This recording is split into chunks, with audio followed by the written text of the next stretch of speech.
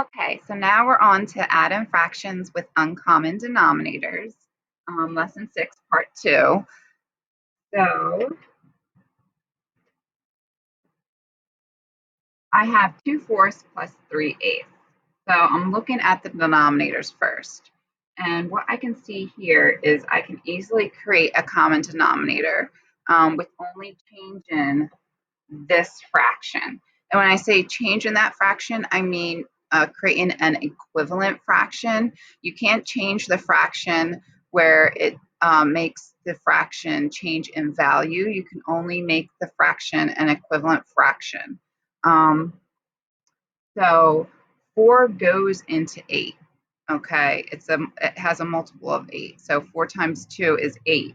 So if I multiply by 2, if I multiply the top by 2 and the bottom by 2, whatever you do to the bottom to make this denominator of 8, you have to do the same thing to the top so that you don't change the value of the fraction.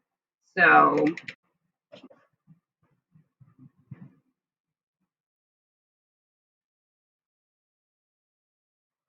that is what it would look like. Okay, so I'm going to multiply the top by 2 and I'm going to multiply the bottom by 2. This way I'm not changing the value of the fraction in any shape or form. I'm just showing you the fraction in a different form. It's an equivalent fraction, it's just in a different form.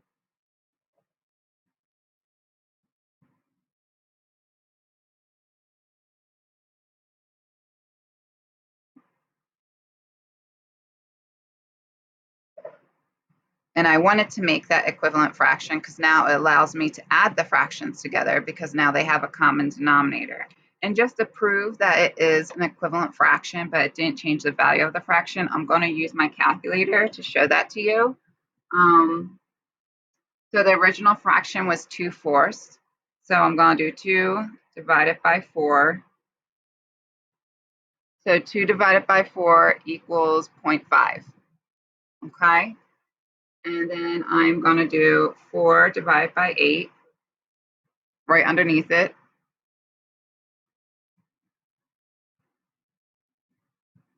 So the value of the fraction didn't change. I just simply made an equivalent fraction. Okay. All right. So now, like I said, we can add the fractions together because we have that common denominator. 4 plus 3 is 7, which is a prime number, over 8.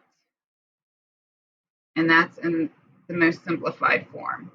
Okay. So 2/4 plus 3/8 equals 7/8. Okay. Now, if you don't have something simple like that, and you have two, so you don't have something that simple where you have one of the denominators, the other one can go into, and you see two totally different denominators, what most students prefer is what I call this method, okay? It's like the crisscross method. You multiply the first fraction with the denominator of the second fraction, and then you multiply the second fraction with the denominator of the first fraction, okay?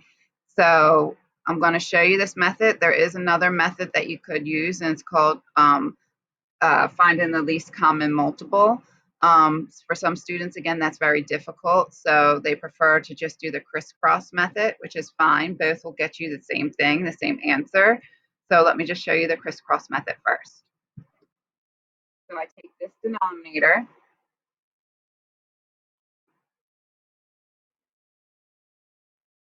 and then I take this denominator, okay? Now I'm going to say 3 times 2 is 6. 3 times 5 is 15. 1 times 5 is 5. 3 times 5 is 15.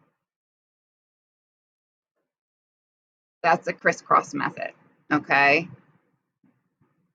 6 plus 5 is 11 over 15, and that's the most reduced form, okay?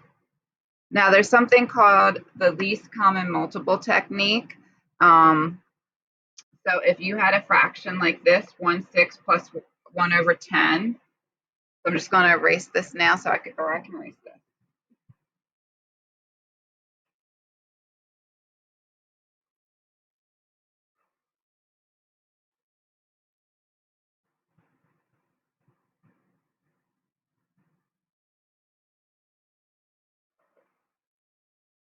Okay, so when you use the least common multiple, the benefit of that is you don't have to keep simplifying. So you'll see if you don't use the least common multiple and you use this crisscross method, a lot of times you're going to have to keep simplifying, like dividing by 2 and dividing by 2 to get it into the most simplified form. But if you use the least common multiple, usually it just gives you your final answer in the most simplified form. So if I look at 6, so if I did the crisscross method, I would multiply this 10 over 10, 6 over 6. Okay, it's going to give you bigger numbers. But I can look at this and say least common multiple is 30, right? Because I know 6 goes into 30, right? 5 times 6 is 30. And 10 goes into 30 because 10 times 3 is 30. So I'm going to multiply this side by 5 instead of 10.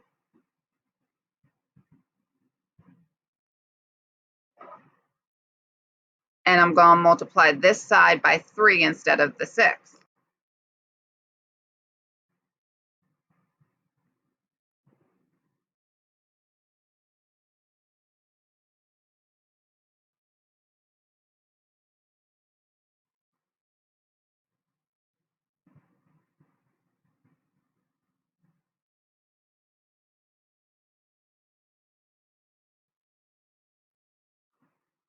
Okay, so I only had to simplify it one time versus if I would have multiplied this side by 10 and this side by 6, I would have probably had to keep breaking it down.